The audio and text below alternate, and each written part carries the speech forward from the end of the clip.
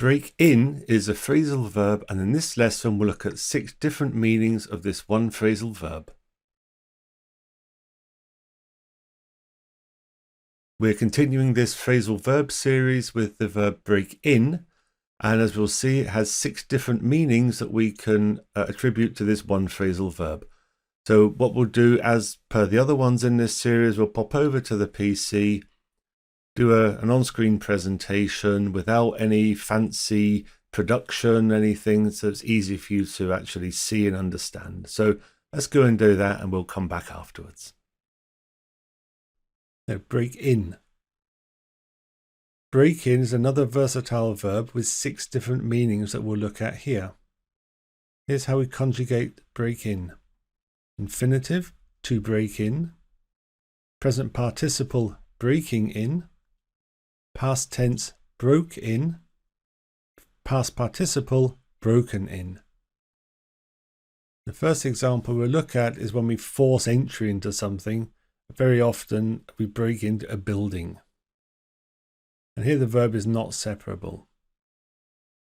So the robbers tried to break in through the front door, but it was too strong. So they broke in through the back door instead. If we interrupt someone or something, we use break in as well. And here the verb is not separable. Sorry to break in, your wife's on the phone. No, sorry to interrupt, your wife's on the phone. Oh, Ted is so rude. He's always breaking in on our conversation.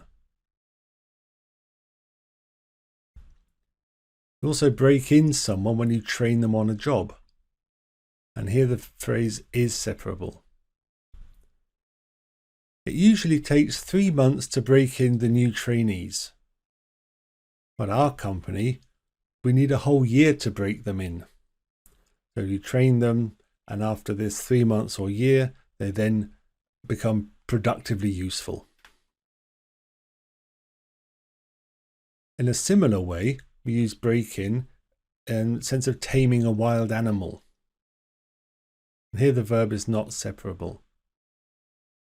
We need a trainer to break in some horses. Mules are stubborn, but can eventually be broken in.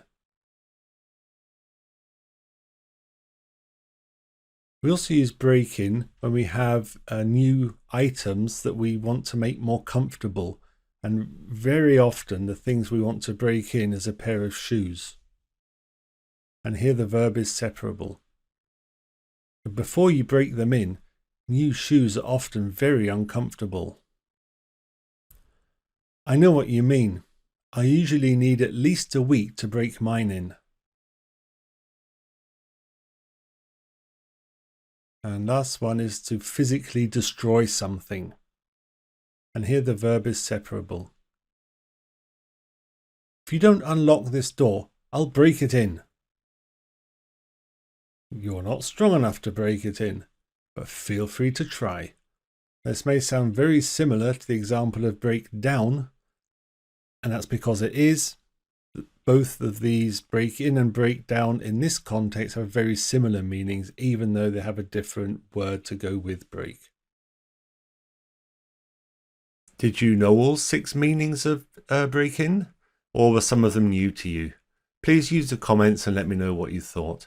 Also, if you have any particular phrasal verbs that you'd like me to cover sort of sooner rather than later, please also let me know, and I'll push that to the top of my list. See you next time. Bye for now.